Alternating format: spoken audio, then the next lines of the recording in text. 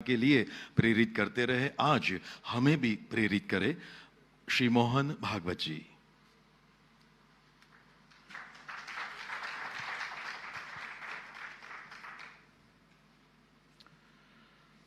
मंचस्थ सभी मान्यवर और श्रोतृवृंद में बैठे सभी विद्वज्जन, माता भगिनी, ये तो साहित्य से संबंधित कार्यक्रम है, इसलिए मैं सोच रहा था कि जितना मेरे पूर्व के वक्ता समय लेंगे उतना मेरे लिए अच्छा है।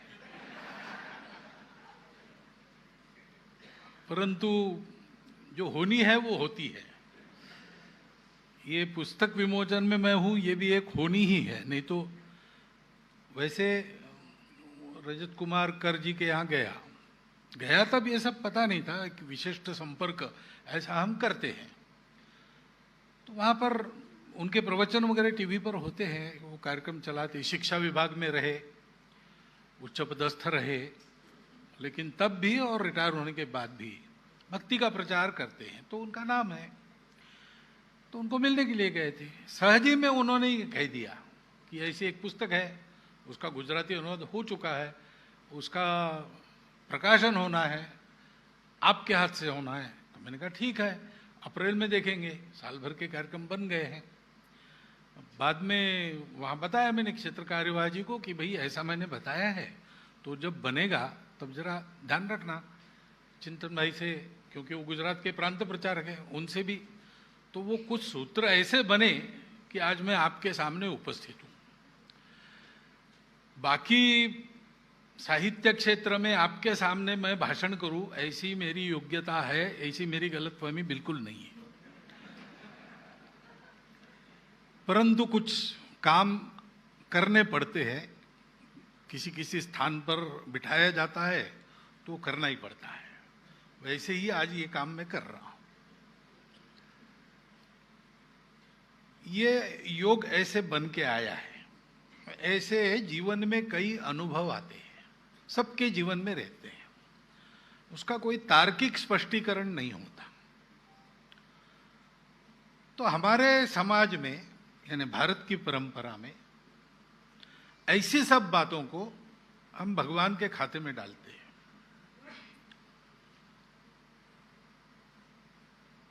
एक फिल्म आई थी, the life of P I, आपने देखी होगी सबने, प्रसिद्ध हुई थी।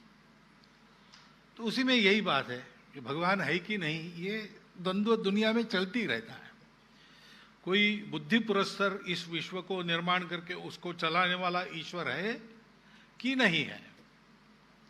विज्ञान में भी इसके दो उत्तर है, अध्यात्म में भी इसके दो उत्तर है।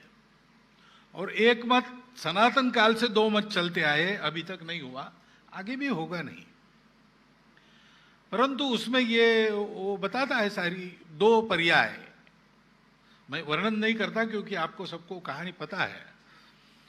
जो कुछ हुआ है उसके दो इंटरप्रिटेशन है उसके पास। एक बड़ा काल्पनिक है, फिक्शियस है, और दूसरा बिल्कुल मुंडेन है कि ऐसे ऐसे हुआ होगा। तो आखिर वो उसकी कहानी लिखने के लिए एक लेखक उसके पास जाता है और ये सारा पूछता है। तो वो पूछता है कि दो में से कौन सा सही है। तो कहता है कि देखो, इस कहानी का कोई साक्षीदार नहीं है, देखा किसी ने नहीं है, मैं उसमें था, मैं आपको बता रहा हूं। आपके सामने दो वर्षन है, एक मैं बता रहा हूं वो है, एक जो आप बिल्कुल तार्किक कल्पना करते वो है। तो आपको कौन सी कहानी ज्यादा अच्छी लगती है, आप कौन सी स्वीकार करेंगे? तो फिर वो कहता है कि वो जो आप बता रहे, जो फिक्शियस लगता है, वही स्वीकार करना अच्छा भी लगता है और सेफ भी है। लेकिन ये तर्क के स्तर पर सिद्धि असिद्धि आदि, यानी सिद्ध करना या असिद्ध करना, ऐसे एक मानवीय प्रयास के स्तर पर दो बातें हैं। लेकिन ये दुविधा जहां समाप्त हो जाती है वो भाव है। ज्ञानेश्वर महाराज हो गए महाराष्ट्र में, तो उनको जब प्रतीति हुई होगी, आत्म साक्षात्कार हुआ होगा, वो पूर्ण बन गए होंगे, उस स्थिति का वर्णन करने वाली उनकी एक कविता है। उसमें वो कहते हैं कि तुझा तूची देव, तुझा तूची भाव, तुझे तुझ भान कळो आले, अरे ज्ञाना झाला तू पावन। हे ज्ञानराज, तुम पवित्र हो गए क्योंकि तुमको ये ध्यान में आ गया कि तुम्हारा जो भाव है वही देव है। तो ये भावरूप जो बात है वो बुद्धि के परे है, वो अनुभूति के क्षेत्र में है। और अनुभूति पर विवाद हो सकते हैं, उसमें तर्क किए जाते हैं, विश्वास रखा जाता है, नहीं रखा जाता है, परंतु जिसकी वो अनुभूति है उसके मन में कोई शंका रहती नहीं, उसको वो पता चलता है कि ये ऐसा है। चीनी के मिठास पर भी चर्चा हो सकती है, चीनी के मिठास पर भी विवाद हो सकता है, लेकिन आधा चम्मच चीनी जो खा लेता है उसके मन में कोई शंका रहती नहीं। उस मिठास को तर्क से नहीं समझाया जा सकता, वो अनुभूति चाहिए। श्रीमान रजतकार को मैं मिला और 1 घंटा भर उनके घर बैठा, तो बातचीत में मेरे ध्यान में आया तो इस प्रकार के व्यक्ति है कि ये सब तर्क चलते हैं वगैरह, मालूम है उन तर्कों में जाने की उनकी क्षमता भी है, लेकिन वो जाना इसलिए नहीं चाहते कि उनको अनुभूति है, और उसका ये वर्णन है।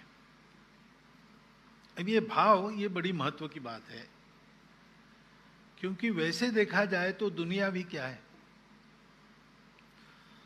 दुनिया का एक जड़वादी विश्लेषण करते करते करते हिग्स बोसान तक आज विज्ञान पहुंचा है। उसको वो एक कण मानता है, लेकिन विज्ञान कण कण है कि ऊर्जा समुच्चय है, इस पर अभी घूम रहा है, और अभी वो कह रहा है कि दोनों है। अब ये ऊर्जा क्या है? ऊर्जा आप दिखा नहीं सकते, ऊर्जा ये प्रतीति की बात है, ऊर्जा ये भाव से ही जानी जाती है। हमारा सबका अनुभव है, कहीं कहीं किसी स्थान पर हम जाते हैं या कहीं कहीं किसी प्रसंग में जाते हैं तो मन में एक प्रकार की शांति आ जाती है, स्थिरता आ जाती है, आनंद आता है। अब वो उसका कोई कारण बता नहीं सकते और वो क्या हो रहा है ये भी नहीं बता सकते, लेकिन वो है क्योंकि वो मेरे लिए प्रत्यक्ष है। ये अनुभूति का क्षेत्र है।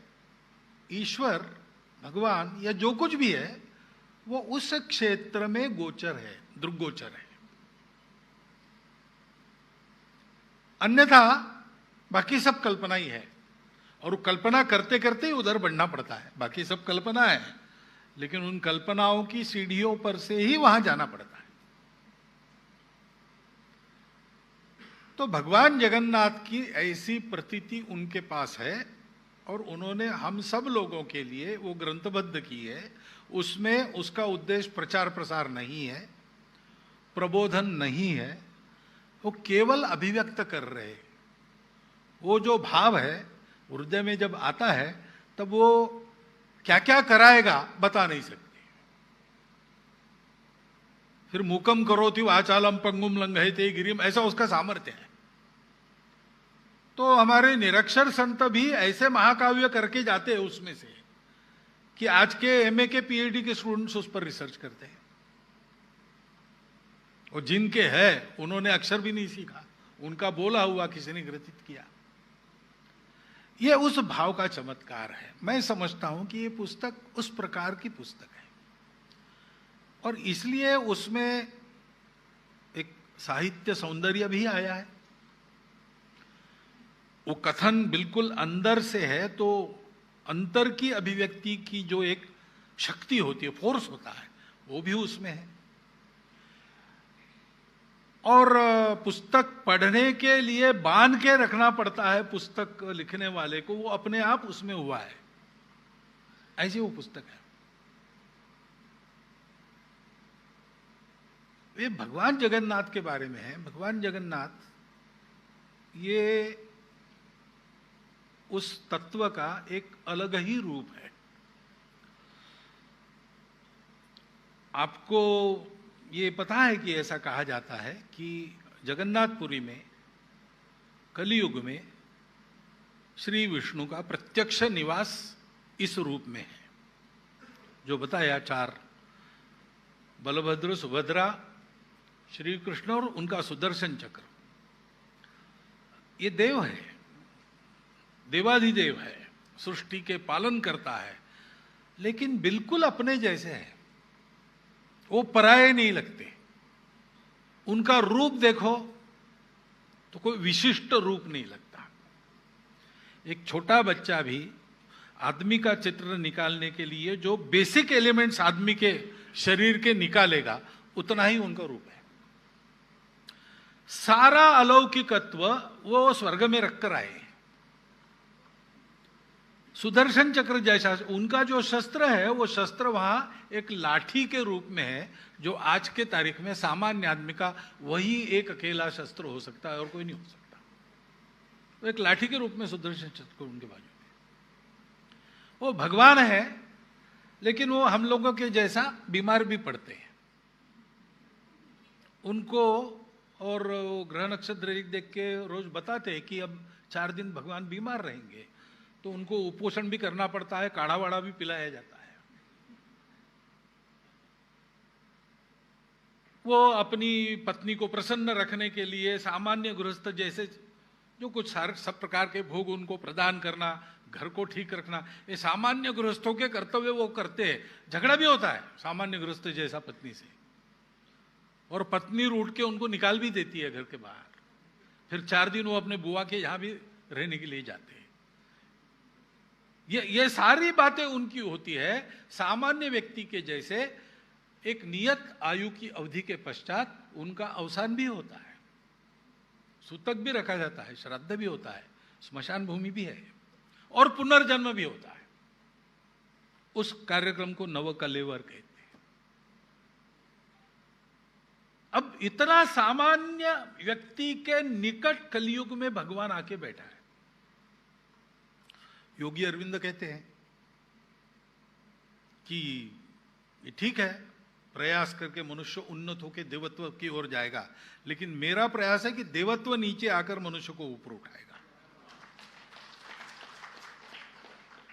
अब शायद कलयुग में ये जो प्रयास चलना है और यशस्वी होना है, उसकी भविष्य की साक्षी के रूप में, इस रूप में जगन्नाथ वहां आके बैठे हैं।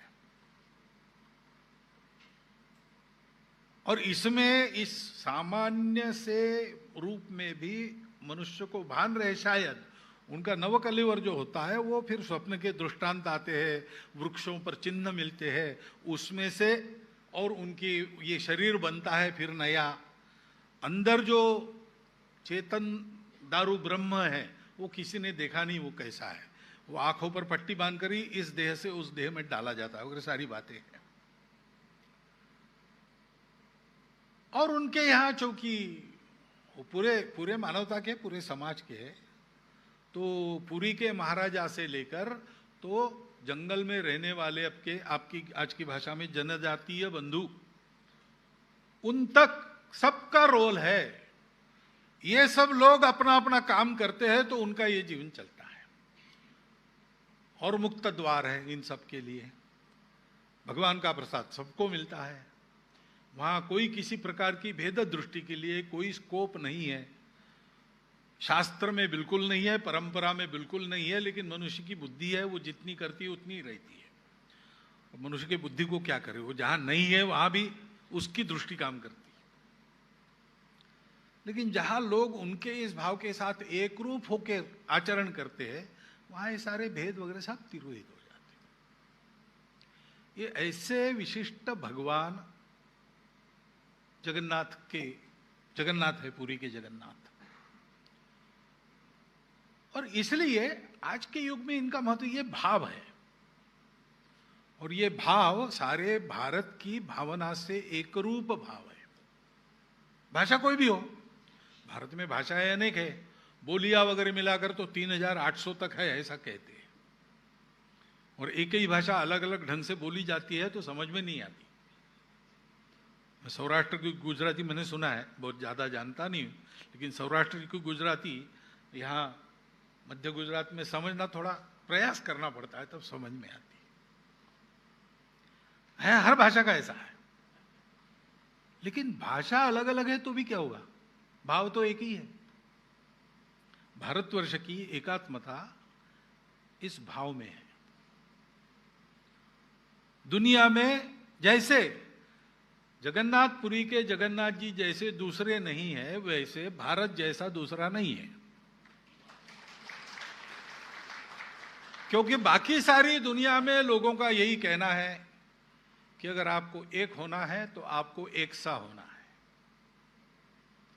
और भारत में सनातन प्राचीन मान्यता, जब से इतिहास ने आंखें खोली और भारतवर्ष को देखा, तब से भारतवर्ष में मान्यता यह है कि एक होने के लिए एक सा होने की आवश्यकता नहीं, क्योंकि ये जो अनेक दिखता है वो एक से ही बना है, एक ही अनेक बना है। यानी हम विविधता में एकता ऐसा कहते आए हैं, ठीक भी है वो सामान्य अर्थ में, लेकिन थोड़ा अधिक शब्दों में जाकर अगर कहे तो हमको कहना पड़ेगा एकता की विविधता है, unity in diversity in diversities of unity, ऐसा कहना पड़ेगा। ऐसा भारत का भाव है। तो भारत एक देश है, भारत एक राष्ट्र है, ये जब हम कहते हैं, अब भाषांतर भी करते विदेशी वहां जाओ, वी आर वन नेशन, लेकिन ये गलत हो जाता है, क्योंकि उसके पीछे वो अलग भाव है। वो नेशन है, वो उसका कोई कृत्रिम मानव निर्मित आधार है। नेशन बना क्यों? सुरक्षितता के लिए, मिलकर उद्यम करेंगे जल्दी विकास होगा इसलिए, यानी अपने स्वार्थ के लिए। बड़ा स्वार्थ है, समूह का स्वार्थ है, परंतु है स्वार्थ। दुष्ट दुनिया हमको खा न जाए इसलिए हम मिलकर रहते हैं।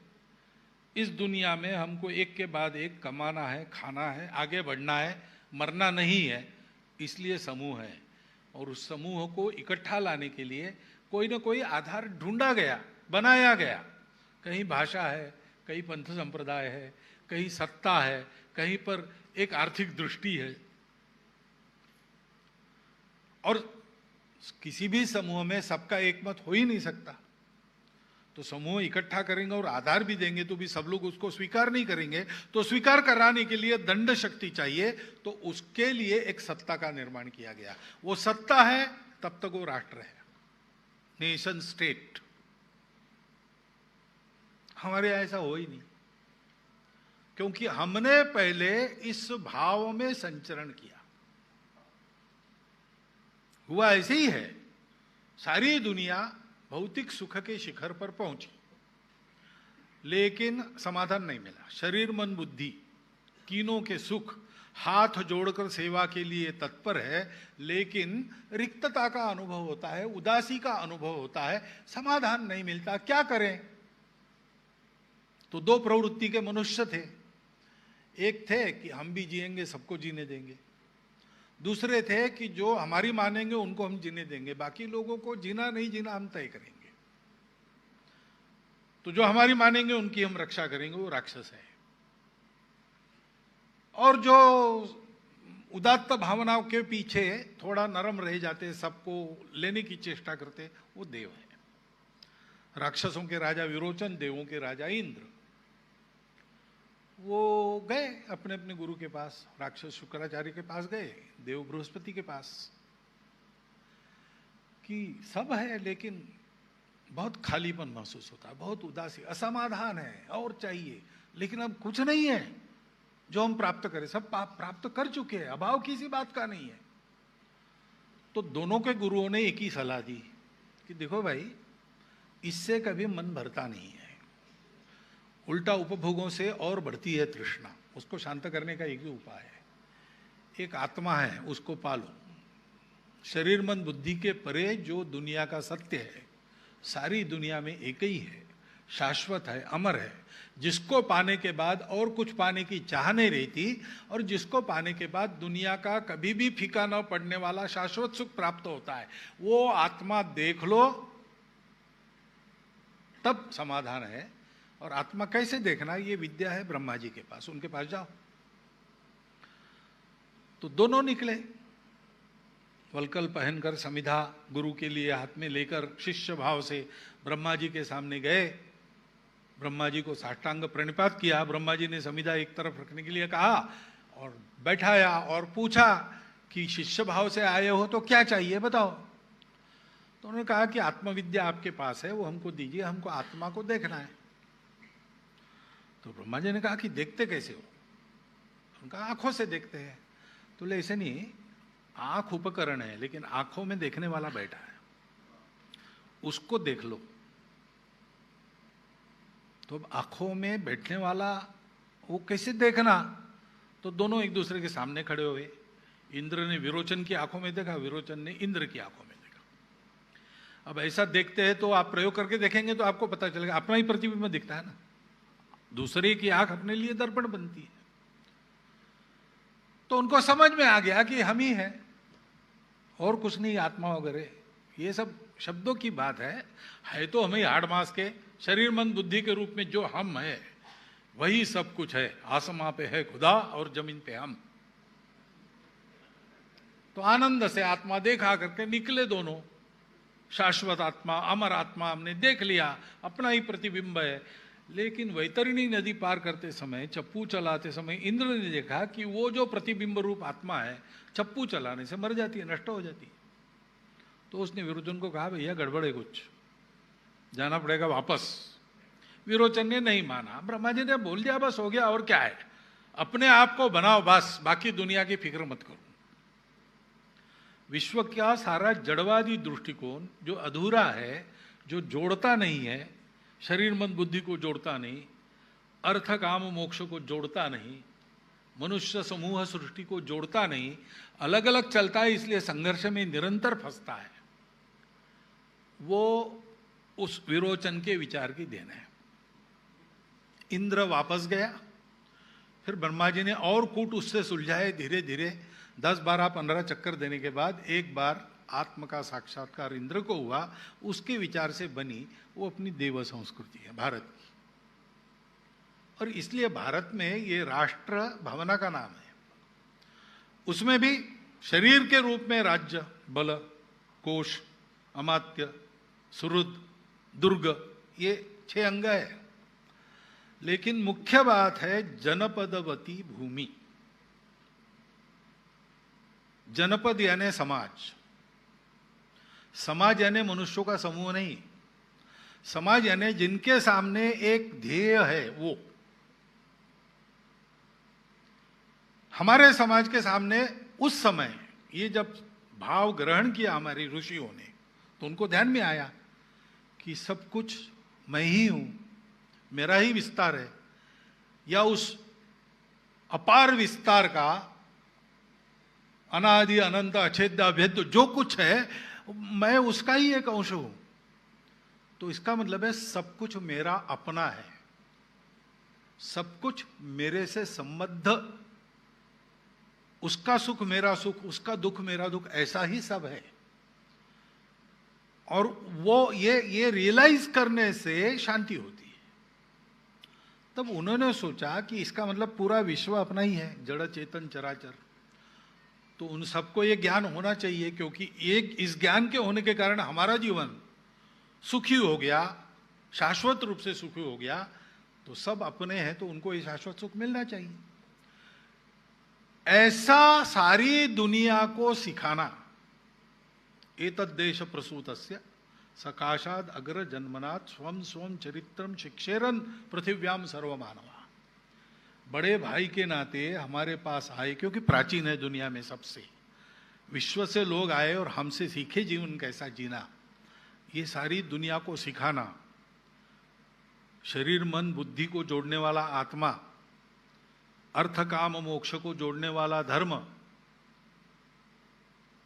मनुष्य समूह और सृष्टि को जोड़ने वाली परमेष्टि की सत्यता, ये सारी दुनिया को देने का कर्तव्य, उसके लिए एक राष्ट्र चाहिए। इसलिए बहुत परिश्रम पूर्वक इस प्राकृतिक सीमाओं के अंदर उस समय के सुरक्षित भारत में जो जन समुदाय बसता था, उसका एक ध्येय दिया उन्होंने, ऐसा सारी दुनिया को सिखाना है। ये तद्देश प्रसूतस्य, ये ईश्वरीय कर्तव्य है। इसलिए हम जो जन्म बिभ्रति बहुधा विवाचसम नाना धर्माणम पृथ्वीम यथौकसम, ऐसे थे, हम एक समाज बन गए। और वो समाज जनपद कब बनता है? जब वो अपने निवास की भूमि से अपना संबंध जोड़ लेता है।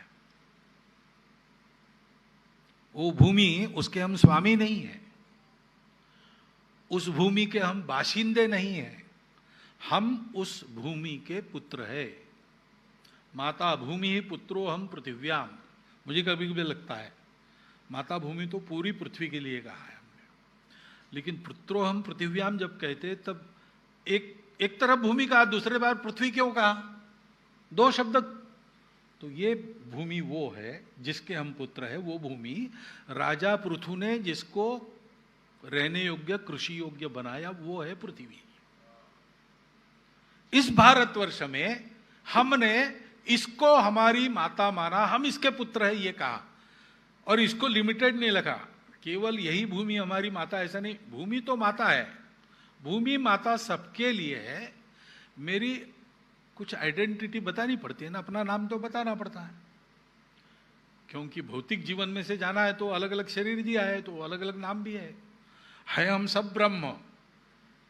परंतु उस ब्रह्म भाव को प्राप्त होने के पहले भौतिक दुनिया में से जाना है, तो वहां के कानून के अनुसार चलना पड़ेगा, तो अलग नाम है। तो हम इस पृथ्वी के पुत्र हैं। ऐसा हम जनपद बने, ऐसा जनपद जिस भूमि को अपना मानता है, उस भूमि सहित जनपद, ये राष्ट्र का वास्तविक स्वरूप। यानी क्या है? ये सब भाव है। इस भूमि को हमने माता माना, ये भाव है हमारा। इस भूमि के हम पुत्र है, ये भाव है हमारा। हम गौ माता कहते तो लोग हैं, तर्क करने वाले लोग हैं, हाँ गाय आपकी माता है तो बैल आपका कौन हुआ, ऐसा पूछते हैं। अब इसका कोई उत्तर नहीं, कुतर्क है यार भाई, ये भाव की बात हम कर रहे हैं। हमारे राष्ट्र ने सब और चेतनता देखी, सब और पवित्रता देखी, और हमने ये अनुभव किया कि सब कुछ मेरा है तो सब कुछ मेरा पोषण करता है, तब मैं बनता हूं। इसलिए कृतज्ञता भाव से हम नदी को भी माता कहते हैं, हम पर्वत को भी प्रदक्षिणा करते हैं, उसकी भी पूजा करते हैं, गाय को माता कहते हैं, तुलसी को। ये कृतज्ञता का स्पष्टीकरण है। क्या है वो कृतज्ञता? भाव है। हमारा राष्ट्र इस भाव के आधार पर खड़ा है, और ये भाव सत्य है। हम कहते हैं ये भाव ही सत्य है, बाकी सब मिथ्या है। मिथ्या यानी गलत नहीं, झूठ नहीं। हमारे उस भाव को ग्रहण करने की क्षमता पूरी बनते तक जिस अनुभव में से हमको जाना पड़ता है, जो सब स्तरों पर समान नहीं होता और टिकता भी नहीं, वो मिथ्या है। छोटे बच्चे के लिए हमारी सभा के सारे शिष्टाचार मिथ्या है। अभी एक छोटा बच्चा आया आपके पास, आया शायद आपका है ना, अब इतनी बड़ी सभा में वो आया, आपसे बात करके चला गया, उसको क्या लेना देना है सभा के क्या शिष्टाचार है? अगर हम उसको कहेंगे अरे छोटा बच्चा है, समझता नहीं है ना, उसकी जो दुनिया है उसके अनुसार वो ठीक है, आप उसकी टीका टिप्पणी नहीं कर सकते। आप अपनी दुनिया में हो, आपके लिए ये ठीक है। आप उसके जैसा करोगे तो आप दोष के पात्र हैं, और वो आपके जैसा करने जाएगा तो ये है छोटा लेकिन अपने को बड़ा बना के काम करता है, क्या मानता है अपने आप को, ऐसा कहेंगे लोग। तो ये बातें मिथ्या है ना, रिलेटिवली ट्रू है। उसके बाद सदा सर्वदा जो रहता है, पहले भी था, आज भी है, कल भी रहेगा, वो क्या है? वो भाव है। बोधरूप परमेश्वर है, बोधरूप ब्रह्म है। उस बोध में सदैव जीना, भौतिक दुनिया के बंधनों में होने के बाद भी उसमें जीना, ये एक परिश्रम की बात है जो मनुष्य जीवन के लिए हमने परम लक्ष्य माना है।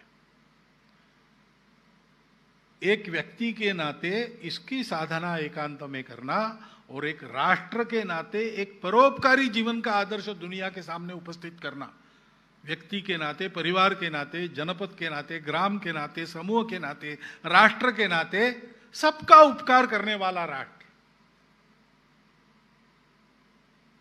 भारत बड़ा हुआ तो लड़ाई नहीं हुई। महाशक्ति दुनिया में है, मालूम है कौन कौन है, सब बड़े बने और लड़ाइयां शुरू की, आज भी लड़ रहे हैं ना। भारत अब बड़ा बना है तो भारत ने बड़े बनने के बाद एक क्या काम किए? लड़ाई की? लड़ाई नहीं की। मालदीव में पानी कम हो गया, पानी पहुंचाया। दूसरी लड़ाइयों में फंसे लोगों को निकाल के लाया, 2 बार 3 बार लगातार। श्रीलंका में संकट है तो हम वहां चावल भेज रहे हैं। ये क्या है? ये केवल नीति नहीं, ये हमारे राष्ट्रीय भाव का एक स्वाभाविक प्रकटीकरण है।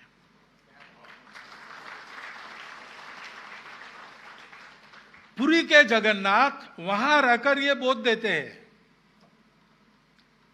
अलौकिक न होते हुए लोगों के लिए सबके साथ सबके जैसा रह के वो कहते हैं कि देखो दुनिया सबके लिए है, इस दुनिया में रहना है तो मुझे भी नवकलेवर करना पड़ता है, मुझे भी बीमार होना पड़ता है, लेकिन मैं वो बीमार नहीं हूं, वो मैं मरने वाला नहीं हूं, मैं तो सदा हूं।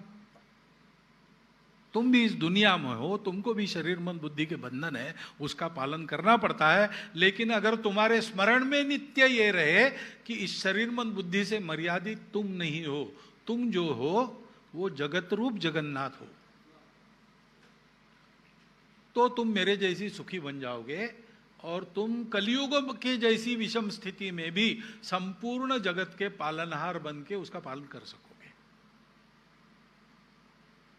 यह संदेश जिस भाव के कारण प्राप्त होता है, उस भाव की अनुभूतियों का वर्णन इस पुस्तक में है, और इसलिए हमारे लिए एक बहुत महत्वपूर्ण पुस्तक है।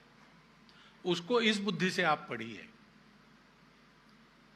भाषाएं हमारी अनेक है, लेकिन सब में यही भाव है।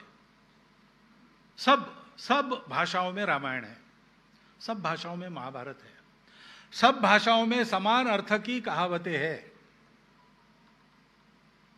सभी भाषाओं की परंपरा व्यक्त करती है, इसी भाव को व्यक्त करती है।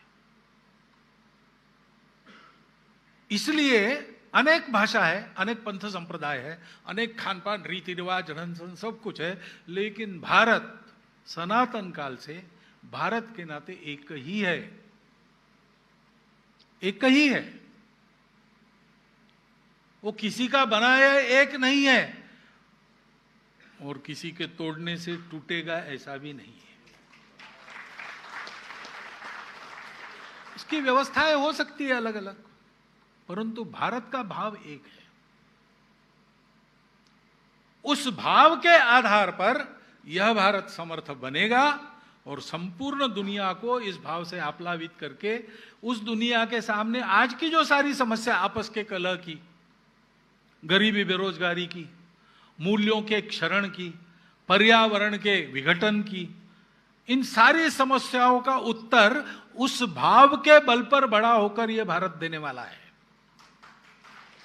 और भारत के इस नवोत्थान के लिए जो मूल पूंजी आवश्यक है भाव की, वो सावयव जगन्नाथपुरी में प्रकट हुई है, ऐसा आप मानिए। उस सावयव भाव के भौतिक दर्शन के साथ साथ उसके इस आंतरिक दर्शन की अनुभूति कराने वाली इस पुस्तक का गुजराती वाचकों के लिए आपने गुजराती में अनुवाद किया, आपका अभिनंदन है। और गुजरात साहित्य अकादमी भारत के विभिन्न भाषाओं के साहित्य का अनुवाद करते हुए, और गुजराती में भी ऐसा बहुत सारा साहित्य है,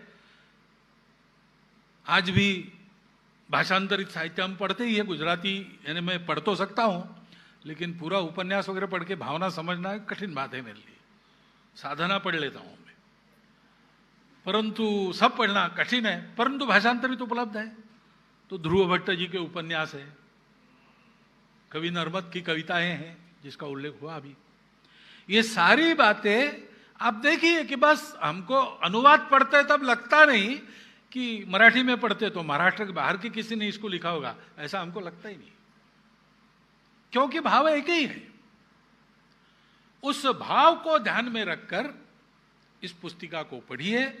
पुनः एक बार अनुवादन करने वाले, प्रकाशन करने वाले आप सबका मैं अभिनंदन करता हूं, और हम सब लोग इस साहित्य से अपने भाव को पुष्ट करके दुनिया में इस एकात्मता के भाव के आधार पर एक नई सुखी सुंदर दुनिया को निर्माण करने वाले भारत की सृष्टि करें। ऐसा एक क्या उपदेश तो नहीं, लेकिन आवाहन करते हुए मेरे 4 शब्द समाप्त करता हूं। धन्यवाद।